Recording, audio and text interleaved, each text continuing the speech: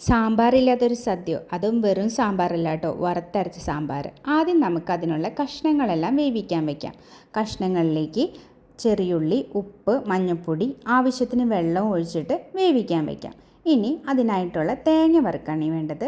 തേങ്ങയിലേക്ക് നമുക്ക് വെളുത്തുള്ളി, ഉലുവ, കടലപ്പരിപ്പ്, പിന്നെ ഒരു തണ്ട് വേപ്പിലയും കൂടി ചേർത്ത് നമുക്കിത് നന്നായി മൂപ്പിച്ചെടുക്കാം. നന്നായി മൂത്ത് വരുമ്പോൾ അതിലേക്ക് നമുക്ക് മല്ലിപ്പൊടി, മുളക് പൊടിയും കൂടി ചേർത്ത് ഇതുപോലെ ആവണം കേട്ടോ.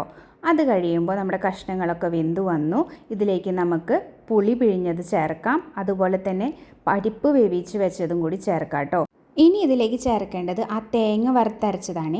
അതും കൂടി ചേർത്ത് നന്നായി യോജിപ്പിച്ചെടുക്കുക. ഇനി ഇത് നന്നായിട്ട് തിളയ്ക്കട്ടെ. നന്നായി തിളച്ച് വരുമ്പോൾ ഇതിലേക്ക് വെണ്ടയ്ക്കും തക്കാളിയും കൂടി നന്നായി വഴറ്റി വെന്തിട്ടുണ്ടാവണേ അത് ചേർത്ത് കൊടുക്കാം. മല്ലിയില വേണമെങ്കിൽ അതും ചേർത്ത് കായപ്പൊടിയും കൂടി ചേർത്ത് കഴിഞ്ഞാൽ നമ്മുടെ സാമ്പാർ റെഡി. ഇതിലേക്കുള്ള വറവിടുമ്പോൾ കടുക്, ഉലുവ, വേപ്പില, അതുപോലെ തന്നെ വറ്റൽമുളക് വറുത്തിട്ട് അപ്പം തന്നെ അടച്ചു വയ്ക്കണേ. കുറച്ച് നേരം കഴിഞ്ഞിട്ട് തുറന്നാൽ മതി. അപ്പോൾ അത്രയേ ഉള്ളൂ.